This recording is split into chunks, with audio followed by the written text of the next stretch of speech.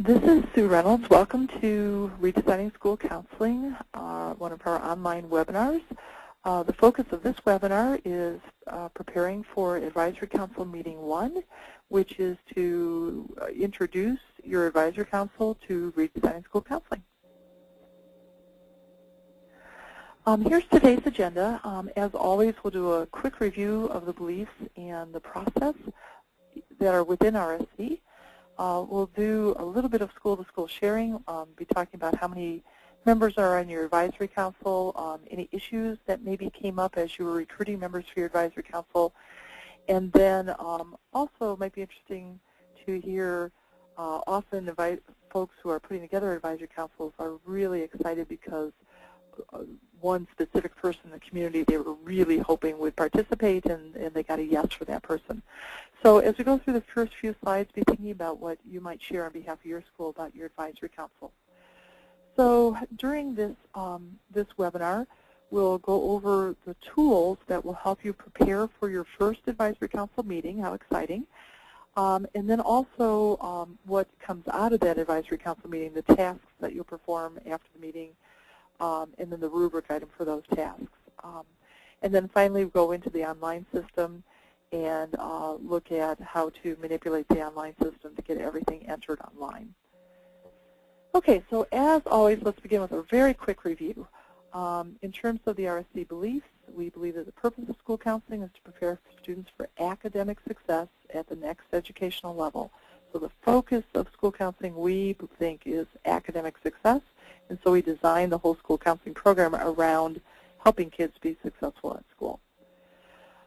This is the impact pyramid, and as a review, we believe that when students have access to sound guidance and counseling, they tend to make different choices. They will enroll in more rigorous courses, they'll be more motivated at school, they tend to complete homework more, they engage more in their classes, and then they also make good personal social decisions that enable them to be good learners at school. And then the next thinking thought is that when students make these sound choices, when they engage at school, take rigorous courses, when they have good social personal practices, that as a result of all those good choices, achievement will end up going up. So this is our impact pyramid, and we think it's really important to the design of school counseling programs because we want programs to focus on that middle area, helping kids make good choices. Okay, so quickly, here's the process that we're going through this year. You began by putting together your steering team. We did that to start with. And then this last month, you've been recruiting your members of your advisory council meeting, and you've invited them to your first meeting. So during this webinar, we're preparing to have that first meeting with your advisory council. At the next webinar, we'll prepare for having the second meeting of your advisory council where we will be painting a vision of the ideal state with your students and your program and just choices kids are making. We'll talk about ideals. Then we'll come back and look at reality, and we'll discover that in reality you're probably very far away from the ideal state, and we'll start identifying student needs, areas that are a priority that your program may choose to focus on.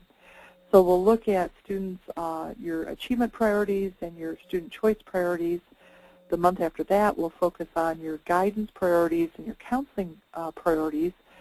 And then we're ready at this point. We've looked at all the data. We've defined our priorities. We're ready to set goals. But before we set the goals, we're first going to look at, is it possible to expand your resources so that when we get to goals, we can set more goals or more difficult goals. So in this step, we'll look at all of the resources that you have, time, funding, materials, and we'll talk with your advisory council about how can we get more time, how can we get more funding, because we know that the more resources you have, the more the priorities that they identified that you'll be able to tackle. So at the sixth meeting then, after we've expanded resources, then we'll say, okay, we can't do everything, but what is it realistic to expect that we'd be able to help kids do by the end of 1 year, by the end of next school year. And we'll make those our goals. And we expect that your school counseling program will be accountable for helping kids reach those goals. So we want those goals to be realistic, and we want them to be things that, with a really sound school counseling program, there are choices that you can help kids make. Then, once the goals are set, then we'll start to figure out, okay, what activities are we going to do, put in place to help kids make those choices. And then finally, the last step is after the last advisory council meeting, then we'll do the prep for those activities, writing lesson plans or putting together a program calendar, creating an annual budget, those things that we have to do to make sure that those activities get in place and that they're implemented well. Okay, so that's the process. I don't anticipate we'll have a lot of questions here, but Bruce, any hands up? Nothing yet. Okay, sounds good. Well, let's go on to new material then. So school-to-school sharing, we're going to just kind of randomly unmute some of you, and if you would just share with us very quickly, how did it go with putting your advisory council together? Where are you right now? And did any issues come up? And were there any great people that you got on your advisory council that you're really excited about?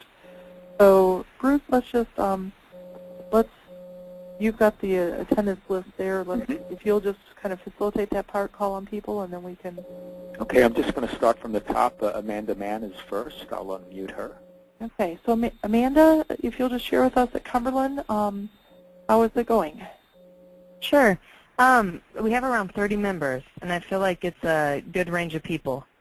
Quite a few people in the communities and some parents, students, and then quite a few teachers and other people, special education teacher, Title I, just some different resources at school too. So I feel really good about it. Great. Did you have very many people say no, or were pretty eager to? Actually, just one person. Wow. And I think it was a time. Yeah, it was a time issue. They were already involved in too many things, and there was a teacher here at school. So that is wonderful. Great. Okay, let's go. Who's next, Bruce? Brandy Curley. Yes, we have 18 people confirmed right now. Good. We're still waiting on a few. We did have several that told us no, just for kind of the same reasons, that they are involved in a lot of different things, and there were conflicts at the times that we wanted to do our meetings. So, but we do have 18 confirmed.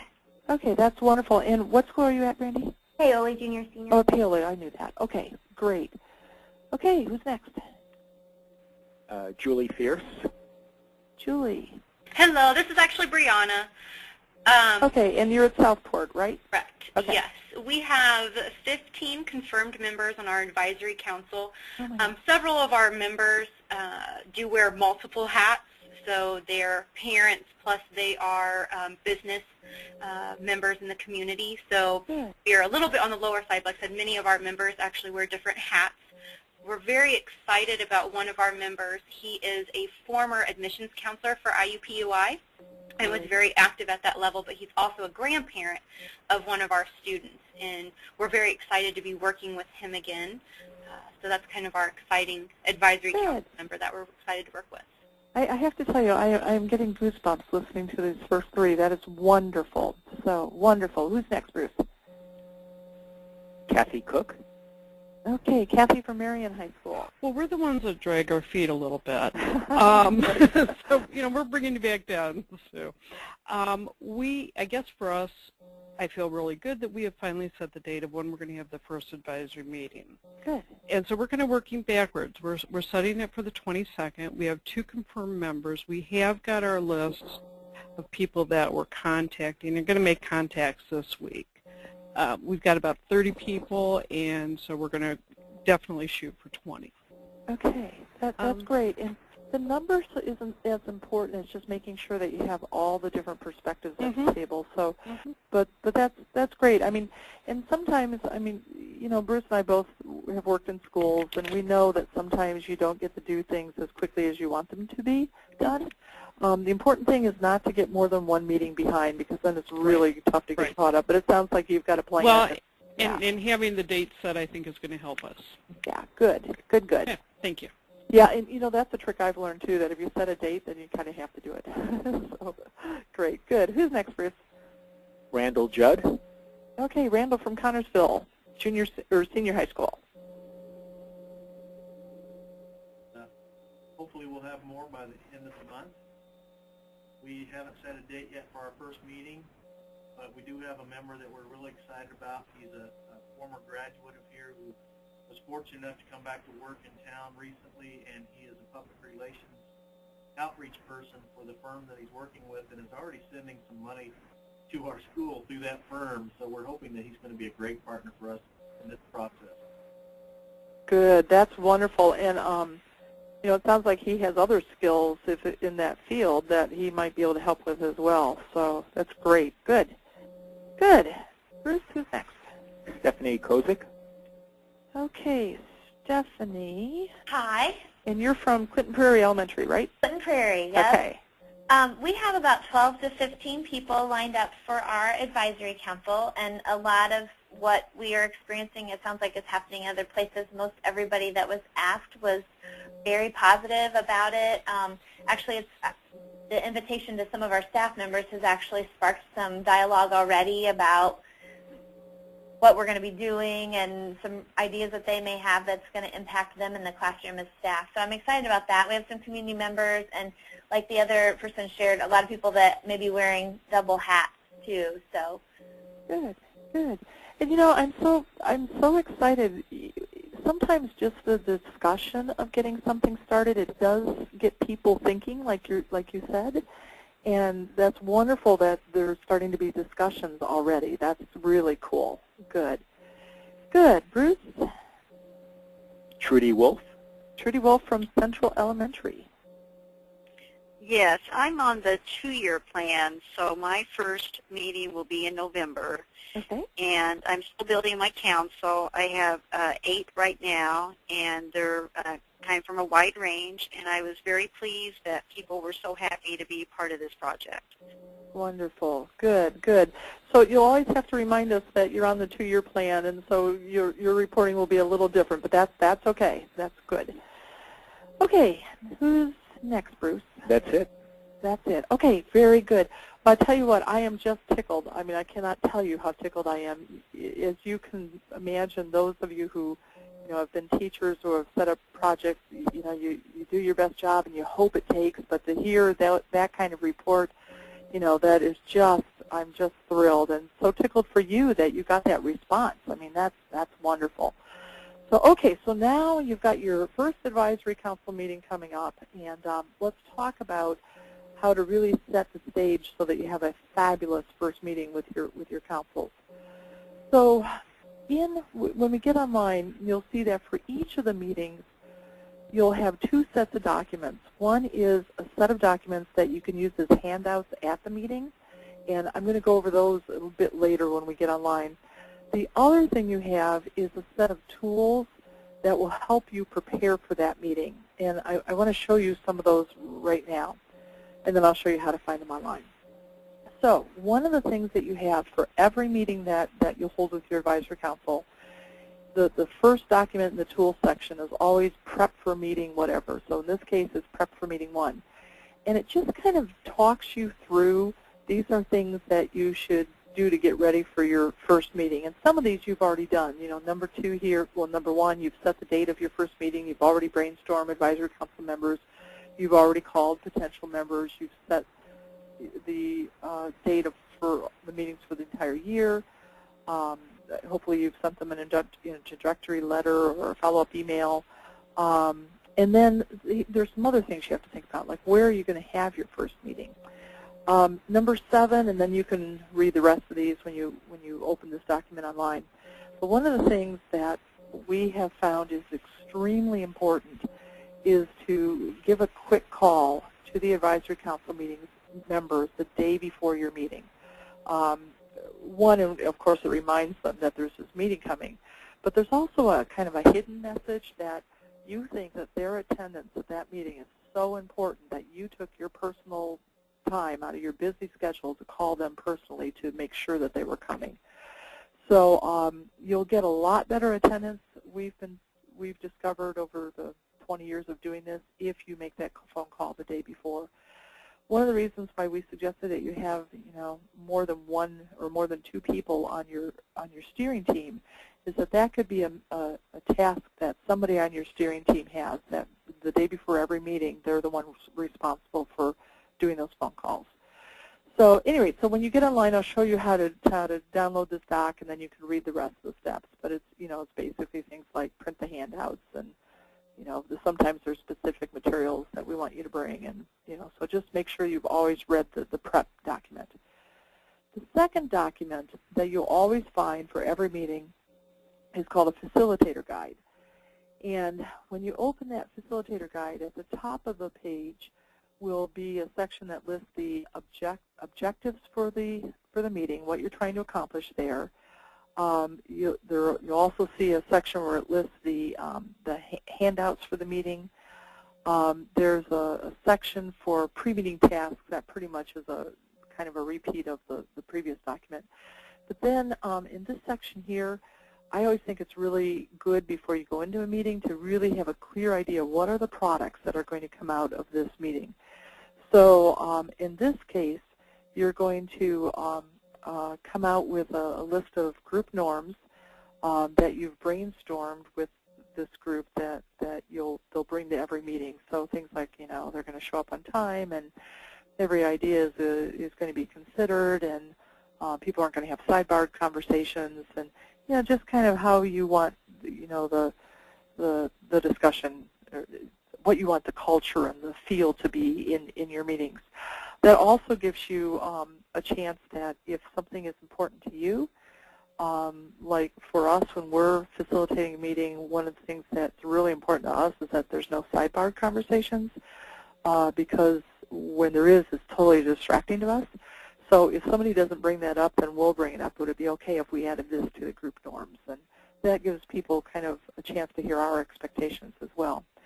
And then the other product that's going to come out of this is a list of school counseling benefits. It's not a lot of products on this meeting. This meeting is very different than the ones that will come after this, because at this meeting you have to introduce everything. So there's a lot more of you talking and a lot less of them talking in this meeting only. But just know at the beginning of every meeting in the tools section, you'll find this kind of facilitator guide that has that information at the top. Then at the bottom, you'll see the word agenda. What we've done there is we've taken each agenda item and we've given you tips for that agenda item. So like on this warm-up, we're going to give you, in the language that appears here, we're going to give you a suggestion for how to do the warm-up. If there's a part of the agenda that's hard to explain, we'll give you some tips for how to explain it. If there's a part of the agenda where you could get some pushback, some resistance, we'll give you a heads up. You may hear this kind of resistance at this point. Here's what it will sound like. So watch for it, and here's how you can get around it or get through it.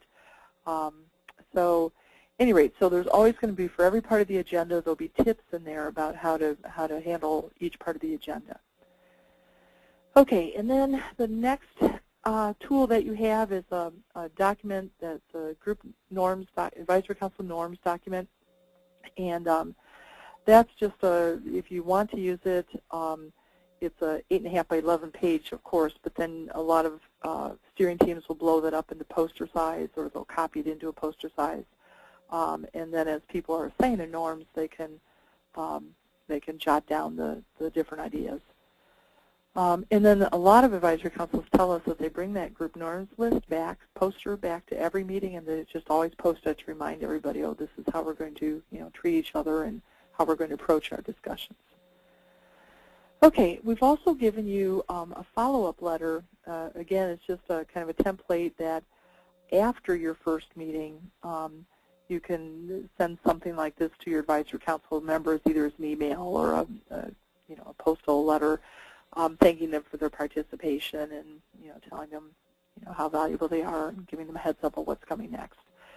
So so that's there, and again, we're just trying to save you some work. You don't have to use it. You can edit it. It's just there as a resource. Then normally when we ask you for a product, we give you a sample of it. So this is a sample of what a benefit statement might look like. And as we go through the activity, you'll see that there's going to be benefits for students, benefits for teachers. It's a brainstorm, and then you can take all that information and put it into a school counseling benefit statement for your program.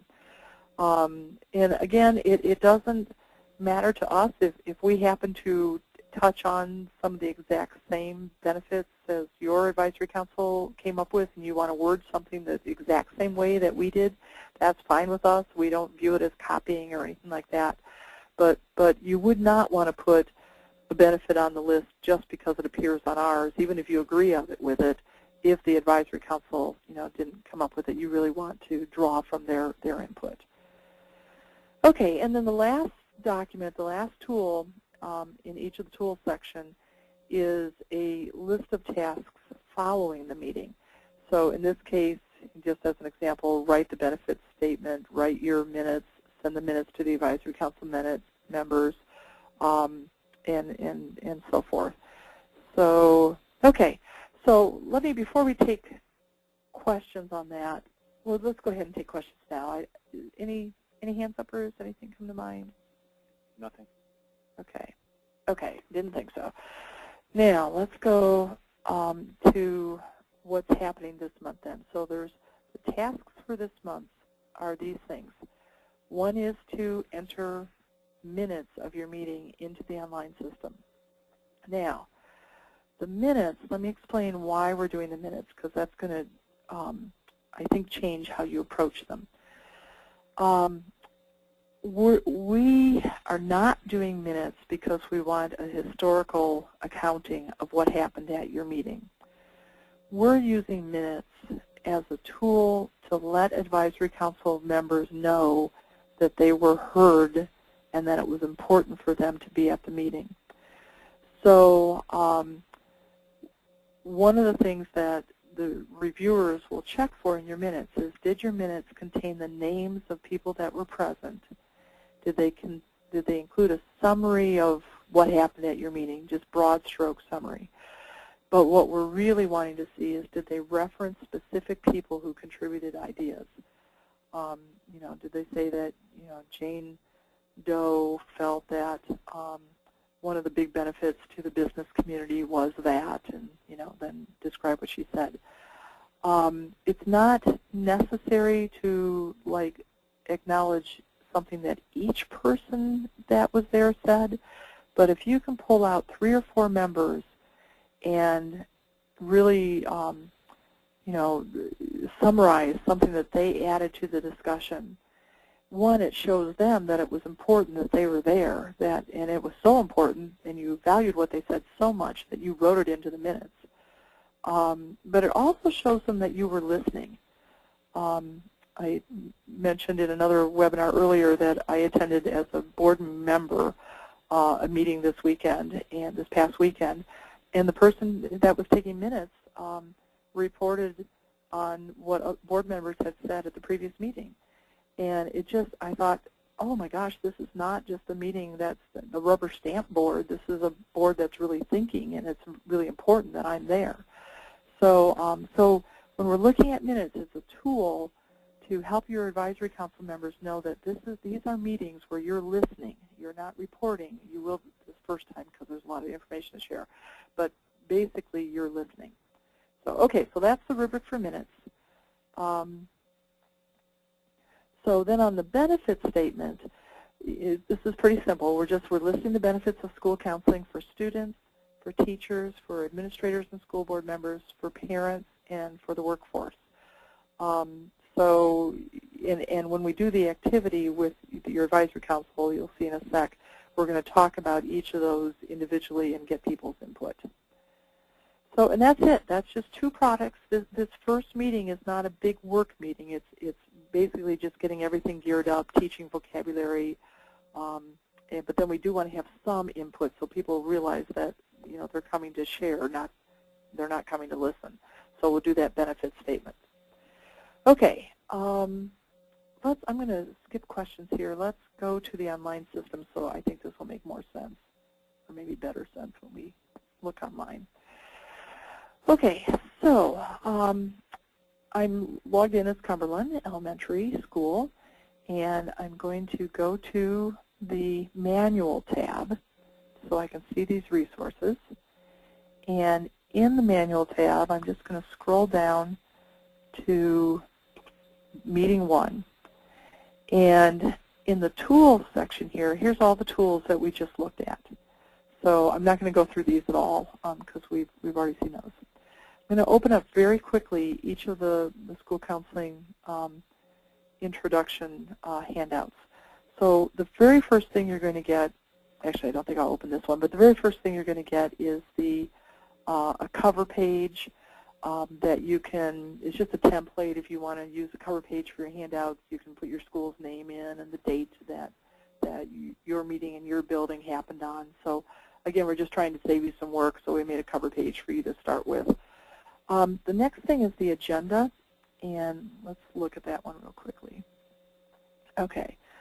On this agenda, the way we always do our agendas is we're giving you a sample agenda for a 2-hour meeting. If you would rather have 2 1-hour meetings, that's fine with us. So you just kind of, revise the agenda to put it into 2 shorter meetings. If you can think of a way to do part of a meeting online through email to shorten the meeting, that's fine too. We depend on you each to be creative about how to use time.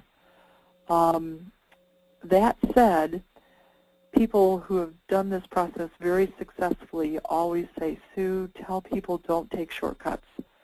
So when you get into the PowerPoint presentation that I'll show you in a sec, if you're taking out content, a lot of content, it's probably not a good idea. If you see a way to streamline something, that's fine, but be careful about taking content out. Okay, then the other thing in how we set up the agenda is we've given you our estimate of how much time each section is going to take, but we've not typed in the time because each of you will start your meetings at different times. So if this is going to be a meeting that starts after dinner, you might want to put in 6:30 there. We're suggesting that this first activity is going to take 20 minutes. So your next thing is going to start next section is going to start at 6:50. I'd like to put times out here because it kind of keeps you on task. It also shows your participants that if they take you off in tangents, they're going to get you way behind. So it kind of keeps everybody on task if you've published the times that you're supposed to be at different parts of the agenda. Okay, so that's the agenda. The Advisory Council roster, this is actually part of the warm-up activity. So what we suggest on this is that before coming to the meeting, you've typed in here people's names, their phone numbers, and their email addresses. It's wonderful, and I'm so glad to hear some of you talk already that your people are starting to talk. That's wonderful. It's really cool if the Advisory Council gets kind of engaged and they start to talk and act, and so we want to give them a way to be able to communicate with each other. This last column, though, do not fill in ahead of time. And here's how you'll use this. We suggest you use this in the warm-up. As you're beginning your meeting, we suggest that people introduce themselves, and then you tell them, we think that all of you bring a unique perspective to the table, and what perspective do you bring to the table? If you'll share that with the group. You might even want to clue somebody in ahead of time that you're going to be asking that question so that they have a chance to think, and maybe you could kind of help them out, like you could coach them to, that, well, one of the perspectives that you share is that you're a third grader's parent. So you're a third grade parent. That's a unique perspective. Or, you're involved with the Hispanic community, and you could share that you could represent the Hispanic perspective on the Advisory Council. So if you coach one person ahead of time, then you can kind of, draw them in first, then they kind of set the example for what everybody else will do. I just think that's kind of helpful. Now, the other thing is that you may know that you asked John Doe to participate because John Doe's a parent of a low-income student or a low-income family. But when John Doe reports, he may say, you know, I can represent 7th grader perspective, the parent of a 7th grade perspective. And that's fine. Whatever he says is what you want to write down. Some of them will identify the same perspective that you've identified and why you've invited them to be on your council, a business perspective or parent perspective or whatever. But if they identify something different, whatever they say goes. And then later, if you remember when you entered your advisory council members' names online, you left that perspective box blank. Then later you can go back and write the perspective in that they identified, not that you identified, but that they identified. Okay, the other thing with having that perspective down is, again, we want to keep people engaged. And if I know that I'm the only 3rd grade parent there and I'm representing, you know, 3rd grade parents, then I know if I don't come to the next meeting, all of the 3rd grade parents are not represented. And I know, you know, it makes me understand that I have a special voice on this council and a special place on this council, and that if I'm not there, that voice isn't represented. So we find that this warm-up activity is, you know, is pretty simple, but it is really, again, big bang for the buck, too, so that everybody understands why they're there and that their voice is important. So, okay, so that's the roster. That's part of the warm-up activity. Then I'm just going to go through very, very fast. A lot of this is going to be a review, a repeat of things that we covered in our first, with you with our first, with the first webinar. So, okay, let me see here. I'm going to go really fast. So one of the first questions is, what is school counseling? Because remember, these folks on your advisory council, they have not probably been involved with school counseling since a gazillion years ago when they had a school counselor, and who knows what their school counselor was like. And school counseling, you know, the last 10, 20 years has changed considerably. So we want to define for them what is school counseling. So here's the purpose. Nothing new here. We've covered this before. Here's the scope. We've talked about this before, so I think that is good for you. Here's the definitions that we're using of guidance and counseling to help people understand that there's, you know, really two different things that school counselors are responsible for. Then the indirect services, advocacy and management. A little bit about the pyramid. And then we're kind of helping people understand why we maybe need to make some changes. And that, you know, we're talking about how school counseling, you know, many schools, then if this is not the case in your school, you can acknowledge that. This is not in our school, but in a lot of schools, you know, school counseling is defined as a position.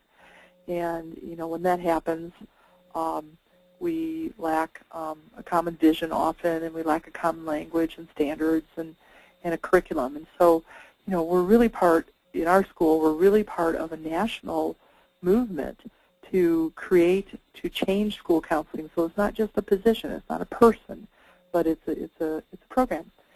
And then one of the consequences of having an undefined program is that we end up with too few school counseling positions because nobody knows what school counselors do, so why do we need them? And if you say that, I would, if it were me, I would also say I understand that, you know, our school, you know, doesn't have a gazillion dollars to hire a lot of new counselors. That's not what this is about. But the fact is that, you know, if when we don't understand the importance of a program, we're not going to put staff behind it. So, you know, that's just one of the things that happens when we don't have a defined program.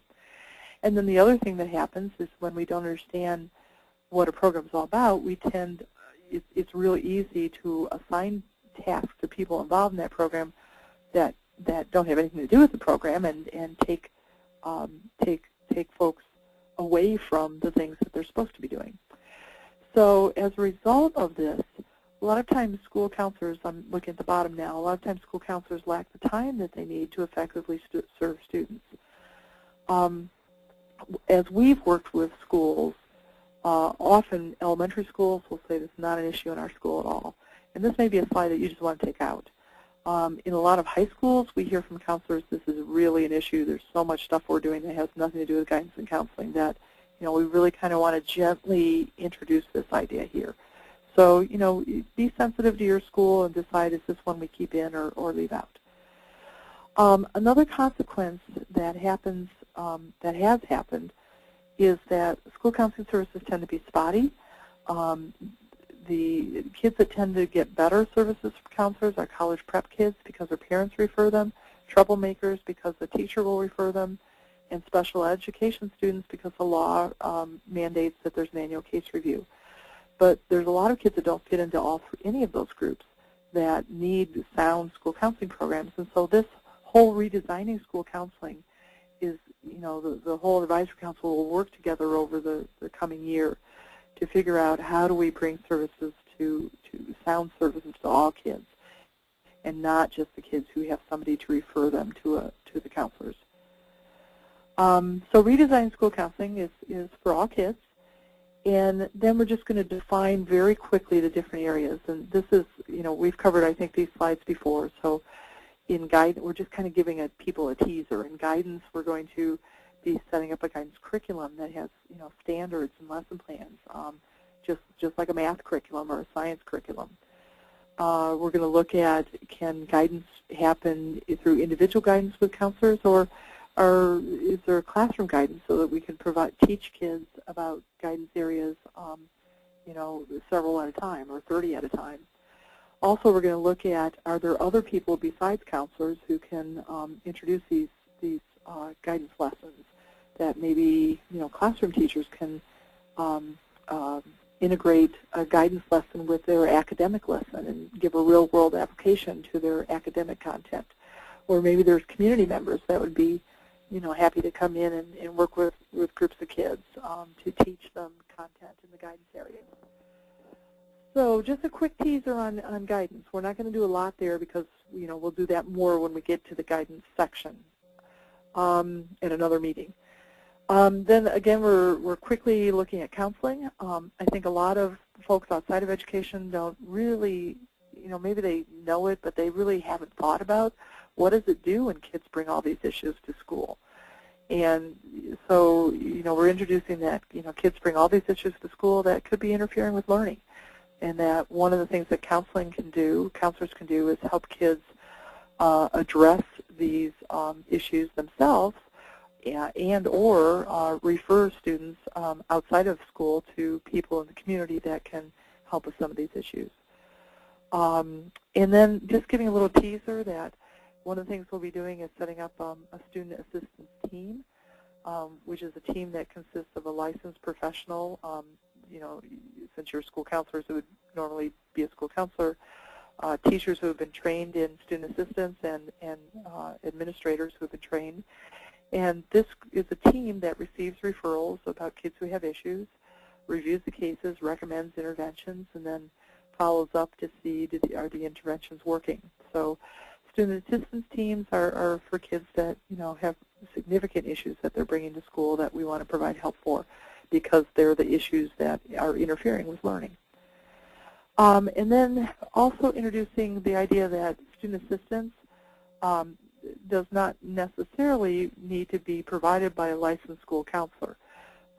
In many cases, if it's if we're dealing with individual counseling or group counseling or crisis counseling, it is going to be the school counselor because they're the ones who have the training and the practice experience, supervised practice experience, and the foundational backgrounds and all that to provide that. But there are other things in student assistance that teacher advisors or community mentors or peer helpers can do, friendly listening and sharing information. And then there's very simple things that teachers and parents can do, changing a seat assignment or starting a homework log. So there's different providers in student assistance or the counseling side, just like there can be different providers in the guidance side. So part of the work that the Advisory Council and you will be doing is figuring out how do you bring these other providers in a coordinated way so that you're not overlapping with each other and you're complementing each other. So as we go through the year, we'll learn how to do that. Then we're very quickly introducing advocacy. That part of the program is to advocate for groups of students and individual students. We're talking about program management, that in addition to delivering a program, you have to be a good manager of a program. And that includes program development, which is what you're doing with the advisory council, personal development through professional development activities that you participate in, networking, and then evaluating your programs, which you also will be doing with your advisory councils. So those are management tasks. They're things that happen behind the scenes to make sure that your school counseling program is the best that it can be. So, and then we want to introduce here the idea that in some cases counselors are also involved in non-program tasks. So now we're going to define non-program tasks as tasks that do not help students master guidance standards or address social or personal issues that are interfering with learning. And then we're going to give them some examples. And again, if this were me and I wanted to be politically sensitive, I would be sure to say these are activities that have to happen in a school. It's just that we want to spend some time looking at how much time are the school counselors spending doing this stuff. And if it's a high percentage of time, we want to just explore, is there another way to address these things so that school counselors can spend more time with kids and parents. Again, if this is not an issue in your school, these would be slides that you could leave out as well. But I think in most schools, counselors are doing some of these, and if you feel it's too much of this, then I would definitely kind of gently introduce the idea here that maybe we want to look at how counselors are spending their time. How can we do these things more efficiently, or are there other people that can help out with some of this stuff so that we can free counselors up to work with kids and parents in guidance and counseling. Just also rule of thumb, or not rule of thumb, but just some guidelines. In our opinion, we think it's not a problem if counselors are spending about 10% of their time doing these non-program tasks, because we actually did a survey of teachers, and teachers will spend about 7 to 10% of their time doing non-teaching tasks. So we're just thinking, let's get the counselors in line with the teaching staff.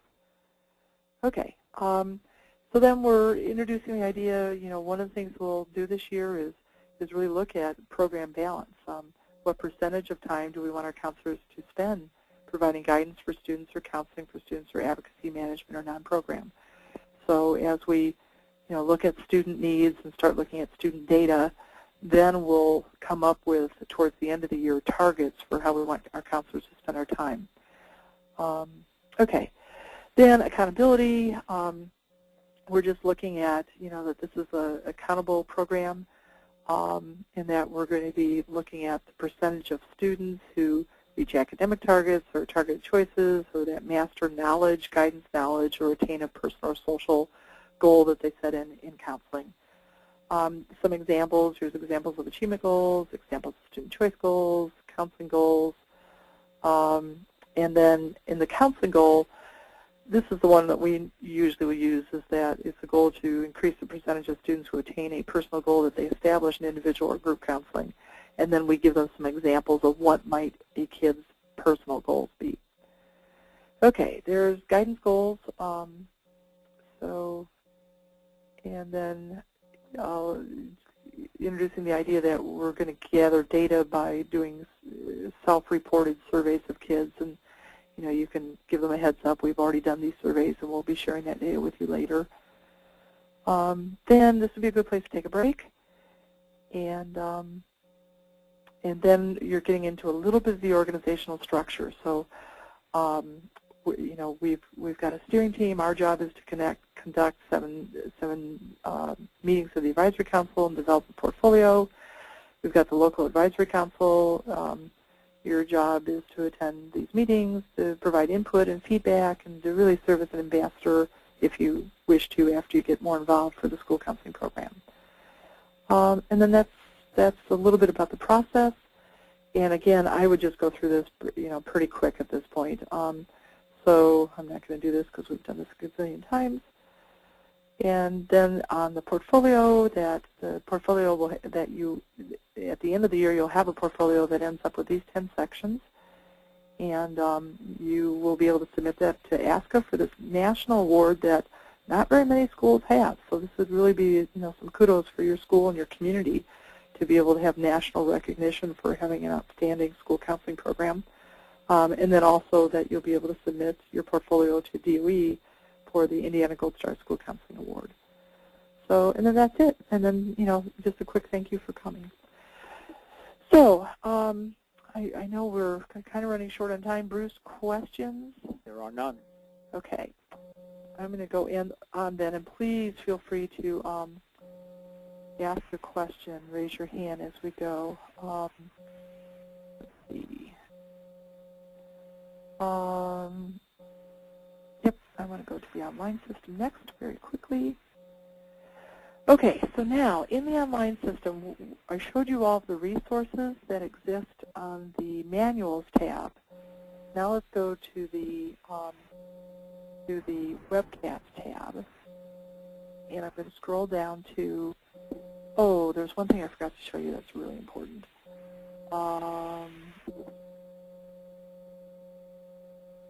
On each of these slides,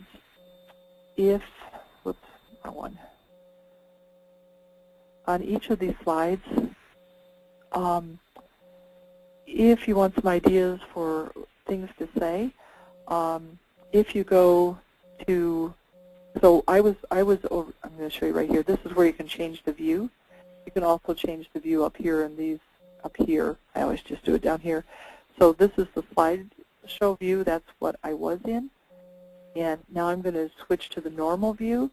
And that shows you the slide, and then it also shows you a script. So on each of the slides, we've given you some suggestions for what to say.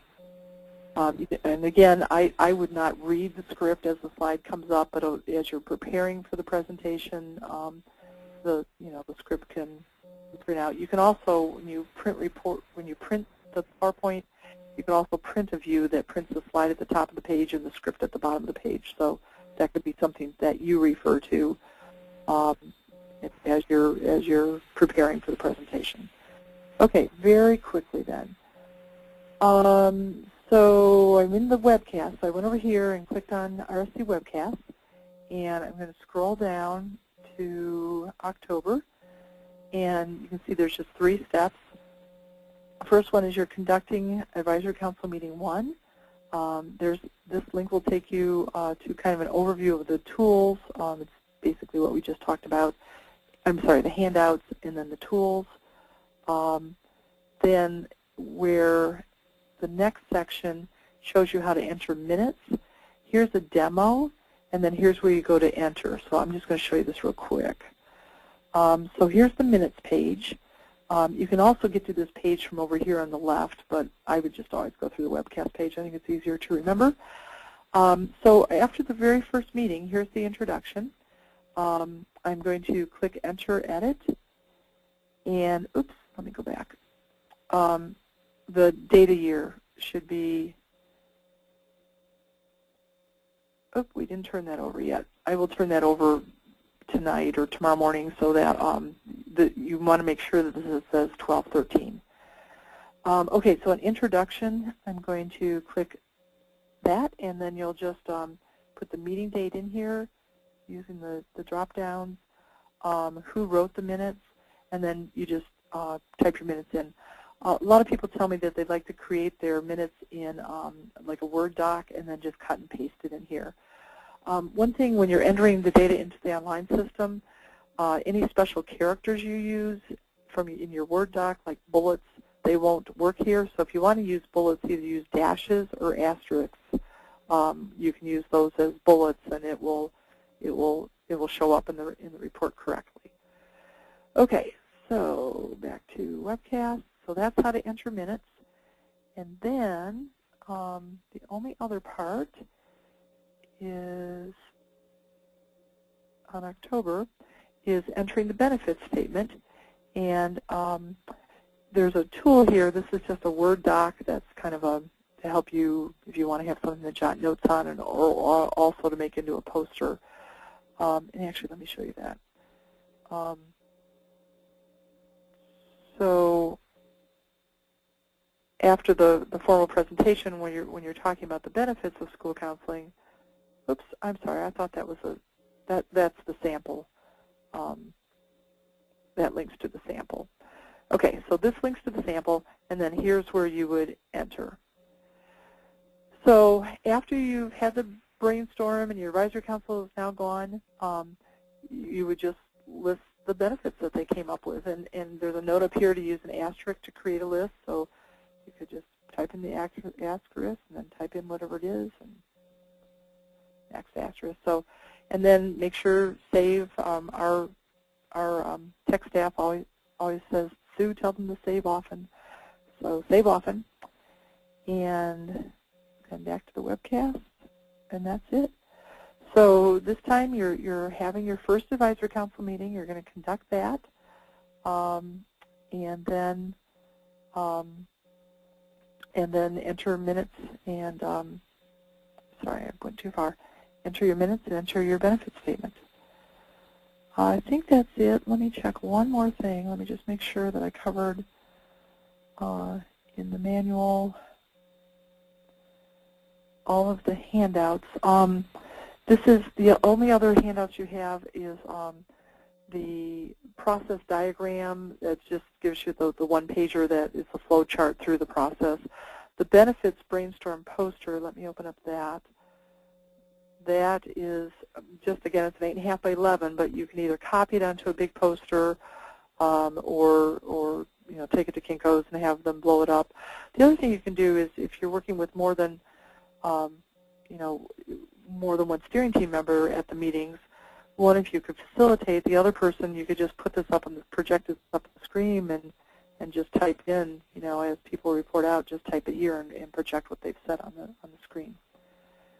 Okay, so that's the benefits poster, and then the last thing we've already looked at, the meeting dates. So I think that's it. I know we're a minute over. Bruce, do we have hands up? Yes. Brandy Curley has a question. Okay, Brandy. I was just wondering, when you send out a follow-up letter to all the members of your advisory council after your meeting, should we be attaching the minutes as well so that all of the members have those minutes from the meeting? I think that's a wonderful idea. It's one in the post-meeting tasks form, we suggest that you do that. And again, if people are seeing their names, especially if it's coming right away with the follow-up letter, it just, oh, it was important that I was there, and they'll be more apt to come to the next one. But that's a wonderful suggestion. Good idea. Sue, Kathy Cook has her hand up. Okay. I'm sorry, I shouldn't have it up. Thank you. Sorry about that. False alarm. Other questions? Okay. A lot of times folks will tell us before their first advisory council meeting that they get really nervous beforehand. I think across the board afterwards, I'm really looking forward to our next webinar because I think you'll have wonderful things to say. They tend to go very, very well. The only issue that might come up is that typically when folks come to school, they tell us that they usually come to school to be talked at. They'll come to school and somebody will give a report, or there'll be announcements, or there's just somebody up in front talking at them. So for your advisory council, it may take them a while to get used to the idea that they're really there so that you can listen to them. If you don't get a lot of participation in the benefits discussion, one of the tricks that we use is, and this is really hard for me, I'll ask a question and nobody will respond, and then I force myself to count to 30 before I'll go on. I just let there be an uncomfortable silence, and finally somebody will speak up, and then after they do, other people will. So don't be afraid to use that. Also, don't be afraid to just call on people. I'd give them, if you're going to do that, you might say, give them a heads up, kind of like we did in the beginning of this webinar, in a few slides that we're going to be calling on you to give this information. So, you might say, everybody take 3 minutes to think, and then I'm going to come in and ask some of you to give your ideas. And I think it's fair to call on people without them having their hands up, as long as you've given them a chance to to know that you're going to be calling on them and what they're going to have to say. So, but after they understand that you're there to listen to them, then sometimes you can't get them to be quiet. So I think it'll be good. And I really, you guys have done a fabulous job. I mean, really, really a good job getting everybody, recruited. And I just think next time when we meet, we're going to have some really exciting reports. So, okay, last chance. Bruce, any other hands? I see no other hands. Okay, very good. Thank you, everybody, very much for participating. And also, I know that you're not getting a pay raise or a bonus for doing this, and your students are going to end up being the beneficiaries. So thank you so much for going this extra mile for them. So, okay, that's it. Thank you.